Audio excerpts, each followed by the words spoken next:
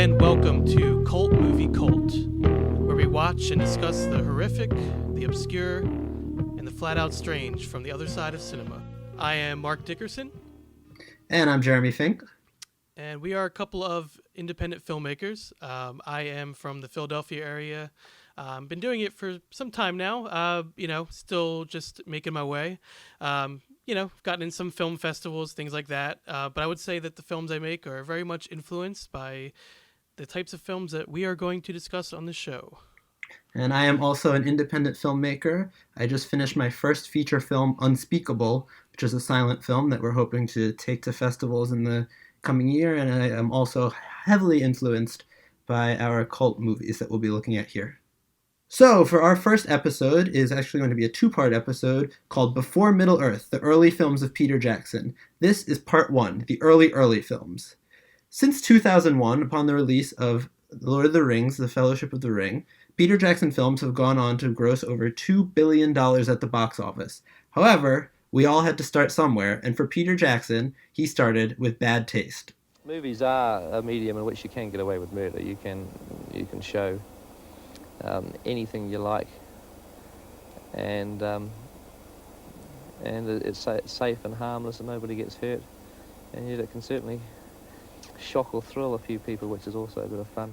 Suck my spinning steel, shithead!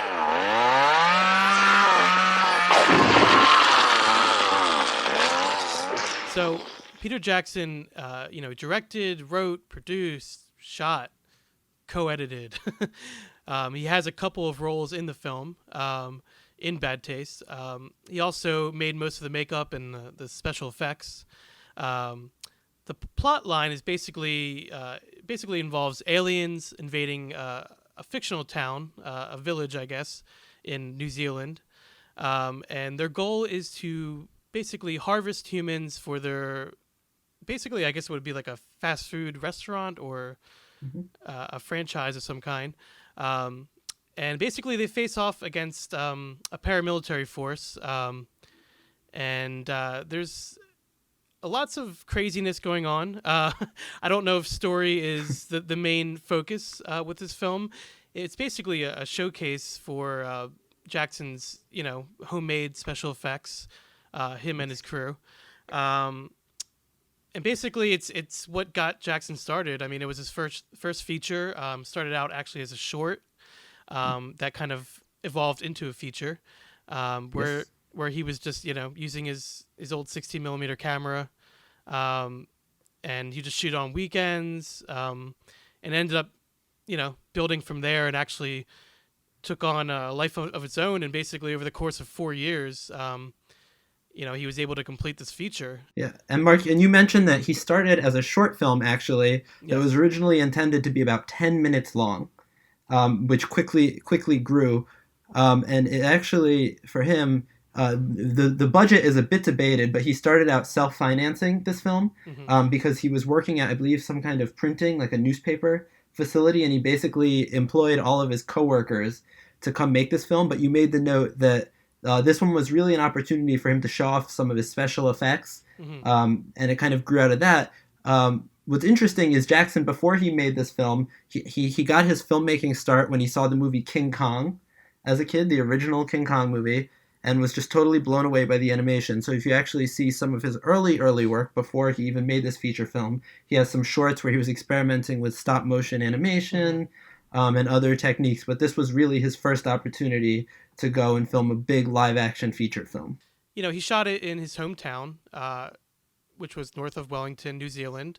Using that 16mm camera, kind of took over his hometown and made it into this fictional town, and let everyone kind of go nuts and see what they can come up with. The effects are obviously influenced by, people like Tom Savini, just how gory they were. The Tom Savini reference there is interesting too, because in an interview I came across with Peter Jackson, he mentioned the influence of Dawn of the Dead specifically, which was interesting to me because a lot of filmmakers from that era would talk about Night of the Living Dead, especially the low-budget filmmakers. But I think it's clear from this that Jackson was really drawn to this just insane, over-the-top gore.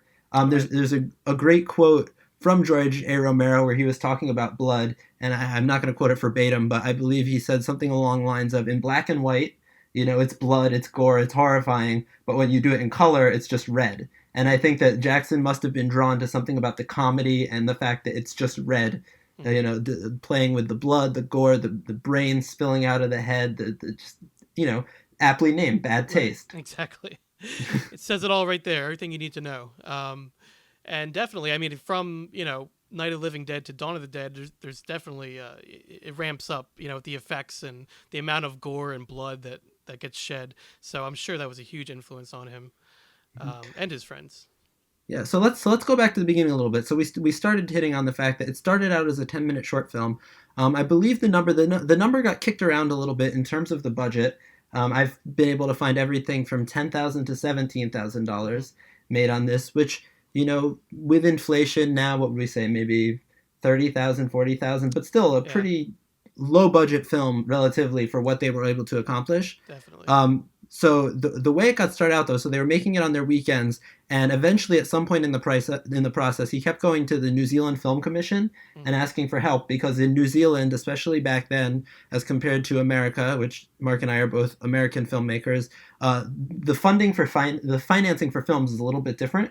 Basically, most of it would come from a film commission. There aren't as many independent financiers who would help people out. So he was actually rejected twice on the money front, and just kept putting his own money into it. And once they had a lot more of the film accomplished, he went back for a third time, and the New Zealand Film Commission did help them out, which I think is interesting, because you do see a change in terms of the scope of what happens, particularly at the end. So I'm going to make a note now. There may be some spoilers ahead on this show as we go along. So at the end, there's a big scene where you see a house that it happens to be a spaceship take off and fly away, which is something that doesn't look like it could have been made easily. It's pretty ambitious effect, actually. Yeah, it's very impressive. I was totally blown away and couldn't even figure out how they did it until I did a little more research into that one. But just overall, though, really the effects on this film are unbelievable. Especially considering that there apparently was never a script for the film. They just kind of I'm sure they, storyboarded things and came up with ideas beforehand, but, there was no actual script. So they were kind of just filming from ideas that they had. So it's pretty impressive if you think about it like that. Yeah, and a ton of ingenuity involved in these effects, too, just because of the sheer low budget aspect of the way the film was made. Ingenuity in the effects, but also just how they created it. For one example, one little bit of information I found was that one friend of Jackson who was in the film played an assortment of aliens and actually died as an alien 23 times in the film, wearing different masks. And so it's really just a testament to what can be done on such a small budget. Yeah, I mean, and it's the alien masks themselves. I mean, they were literally homemade. They were baked in Peter Jackson's mother's oven, which is a well-known fact about this film, but you can't get more, home quality than that. So, yeah. And those masks are an interesting little tidbit as well. Because basically as the plot progresses, at some point we start to get to see the aliens. Initially they're in human form, so you can't really tell the difference. But when we do finally get to see them, which is the alien is the image that's featured and has kind of now become a bit of an infamous image of the alien flipping us off as the viewer or on giving the a peace DVD case, sign. or giving a peace sign, which we'll get to in a minute. Yeah. But these masks, if you look at them, they're flat on top. And what was interesting about the way they were created is because they were just being made in a home conventional oven, the oven actually wasn't large enough to hold the entire mask with the rounded head. So they actually had to flatten out the top of the aliens' heads in order to fit it in the oven, and then they could just barely squeeze them at that size onto the actors' heads. Yeah, I do love that fact. And everything was homemade, but basically not just the alien masks, but the firearms used, they were all fake, using wood and cardboard and aluminum tubing, I believe. They had a homemade crane, which apparently they couldn't even look through the camera while they were using it, which I found pretty interesting.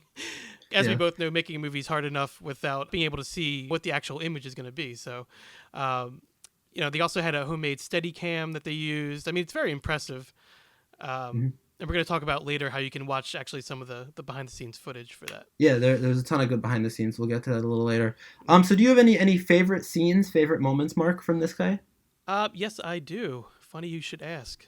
Well, I just noted a few. This is my second go around with this film. I'd watched it years ago, and just kind of was taking note of things that stood out to me or things I remembered. One of the things I found actually very funny was when he's rapidly punching one of the aliens. Just it's such like a Three Stooges moment, you know. It just kind of like adds insult to injury. It just shows that he's, you know, he really was going for broke. Like it was an all out comedy. It's almost like, you know, it was comedy and effects before anything else. So I found that kind of endearing. Also, blowing up the sheep with a rocket launcher is obviously a highlight. And that always gets a laugh. And also climbing through the alien at the end after chainsawing into him. That was, you know, totally gruesome, and actually thinking of Dead Alive, which we'll get to, it kind of comes back in a way. Yeah, it comes back a little bit. I think something for me that happened in this one that I really enjoyed was, even though it was an early film for Jackson here, you can already see a really unique sense of imagery, and kind of how he would establish and create these lasting images. One that stuck for me was when the main character, Derek, who was played by Jackson, correct? Yeah, I believe so. Played by Jackson. Jackson actually played two parts in this. Two roles, yeah. Two roles, one of the alien roles, and then one Derek, who's kind of this very eccentric, crazy alien fighter. But he actually, speaking of that chainsaw, there's a moment where he cuts his way through a wall, and he cuts it out in the shape of his own body and kind of busts through the wall, which is just a really beautiful image that kind of stuck with me, and just in my mind kind of summed up this film a little bit. It's just that it doesn't really follow normal logic, where someone cutting through a wall would just cut a rectangle out. He specifically cut out a body shape. It's very and then burst through. cartoon-esque. Yeah, very cartoon-esque. Definitely, which is interesting that you say cartoon-esque, because another film, the next one we're going to get to, Meet the Feebles, is 10 times more cartoonish than this. Almost borderline literally. But it's interesting how Bad Taste kind of takes place in an isolated, very unique world. Yeah. Where it is allowed to be cartoonish. For example, another favorite moment of mine with Derek, where his head and his brains end up exposed more than anyone would like to have them exposed. And so, you know, instead of following the normal laws of logic, where if one's brains were spilling out, he probably wouldn't be able to move much, Derek simply takes his belt and ties his head shut, and is immediately then able to get up and start moving around. So it almost follows like a Looney Tunes kind of logic. Yeah. It's like a movie that only a young person could make, you know, someone who's just kind of throwing all their ideas at the wall, seeing what sticks. Like I said, going for broke. And you mentioned that, you know, the location for it, the setting. And I was thinking about that, you know, how the limitations of what they had kind of add to the charm. Like the plot is that they made use of these limitations with having no budget, because most of the people in the village are missing, right?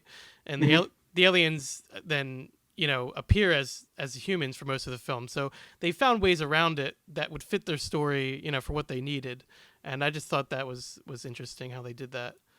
Yeah, and I think the setting too, the fact that it was all filmed in his hometown in New Zealand, even though this film isn't in a traditional sense the way you would call it like a portrait of a place like Woody Allen's Manhattan or something like that, it is kind of interesting that he does paint such an interesting portrait of his hometown in a similar way that maybe Robert Rodriguez did in El Mariachi, or, you know, or a lot of kind of low budget movies where he really, because he was limited resource wise, he really used his space beautifully. There's some stuff shot on the coasts and on these hills in New Zealand that, even though there's this really dastardly crazy stuff happening, is pretty lush. Which is an interesting contrast. I think is one of the things that has such an appeal for this movie, and that makes it hold up all these years later, is that it is a weird combination, seeing people being shot at and stabbed and cut in half in front of these beautiful settings. I mean, if we look at his later films, you know, it almost looks like The Shire a little bit, except a lot bloodier. Right, definitely. And also, I was impressed watching through it again, the ways he created tension through the editing. Because not only the effects are impressive, but I actually thought the editing was pretty well done for a first film. I mean, snappy. Yeah, I imagine he relied on the editing to make much of the action set pieces work. It's very fast. He also creates a lot of tension through it. It was an amateur production, but I think parts of it, like the practical effects are very impressive. And the model work on the house, like we were talking about, being lifted off into space. I mean, there's some ambitious things going on here. Yeah, so and those houses were an interesting story because that's something that kind of showed the evolution of the process, because initially they were working in just a normal house, which was actually a friend of the family. I learned from some behind the scenes information. It was a friend of the family, and they were originally told that they would be shooting there for 4 or 5 days. And it quickly and slowly turned into 4 years shooting on nights and weekends. Just casually taking over their house, Just casually. But what happened is they had a scene where they needed to blow up a corner of the house. So of course they couldn't actually blow up their neighbors and friend's house because that wouldn't fly, and they might need the location again. So that's when they decided that they were going to build a model house. So they built about a half-size model house and experimented with how to blow it up. And that eventually they were able to figure it out. They rigged up a bazooka kind of missile on a fishing wire, and were able to fire it at the house. So that worked well. But then they ended up having to build a third, even smaller house to get the one off the ground at the end with the aliens. Which was interesting that just even on this low budget production, the fearlessness to take on things like model building and prosthetics, because I know personally as an independent filmmaker who's worked in that micro budget range, occasionally there's some concern because obviously it does cost money to build models, and that is a big risk. So it was pretty impressive for a young filmmaker to dive into that. It was also impressive how, the creatures themselves, the aliens, like how distinctive looking they are. When you see that alien, you know what it's from. I think it makes the movie stand out maybe more than it would, makes it a little bit more memorable. Like you mentioned the box art where he was giving the middle finger, they actually centered it in some markets, so he's giving a peace sign. But just that image of that alien is, so memorable. Just to wrap it up with to Bad Taste and kind of move on to his next film, just want to give my, I guess, final thoughts on it, and then we'll move on to what you think. But I just want to say that it's kind of like seeing someone's home movies. It's very endearing, even with all the grotesque, things going on. And for me, it's kind of like the ultimate in no budget filmmaking. Just getting a bunch of your friends together, making a sort of sci-fi epic. They were clearly having a lot of fun, and it certainly carries over to the film itself. And I think in a way that this movie could be inspiration to young filmmakers out there about what you can do with so little. And that enthusiasm can go a long way. Yeah, so definitely. Yeah. So what are your final thoughts on Bad Taste? So I agree. I'm right there with you on the fact that it's a really inspiring film, for a young filmmaker to watch. What I thought was interesting about this is, as we kind of mentioned at the beginning a little bit, it's because it started as a short film. In terms of plotting and writing, it's a little bit abstract and out there. There are certain things that don't necessarily line up or make sense, but it's one of those wonderful films where I think it's more about the experience of being in that world for the runtime than necessarily following it closely and knowing what's going on. There are a lot of really great cathartic, crazy moments, more so than the straight running across. It's interesting seeing someone. This guy who went on to direct huge movies like Lord of the Rings that were this big, swooping, meandering narrative, to have started with something that's kind of so contained and all over the place and just a real fun ride. They certainly did not let story get in the way, that's for sure. No, definitely not. This is our first episode, so, go out there and like us. That would help. If you could, we'd appreciate it. You can find us on iTunes, Instagram, and Facebook right now. We will put the links in the description. There's a behind the scenes which we found on YouTube, and that's called Good Taste Made Bad Taste, and that's from 1988. And that's great because not only does it have interviews with Jackson and actually his parents, but it also shows some of the camera gear that they use, how everything was homemade, and it's really interesting, especially if you're a young filmmaker. I mean, that's, it's an awesome documentary to watch. All right, this is going to do it for us today here. Thank you very much for listening to Cult Movie Cult, where we watch and discuss the horrific, the obscure, and the flat-out strange from the other side of cinema. You've just heard episode 1, part 1 of this series. Join us next time. We'll be looking at Peter Jackson's next film called Meet the Feebles. And we will see you next time on the other side.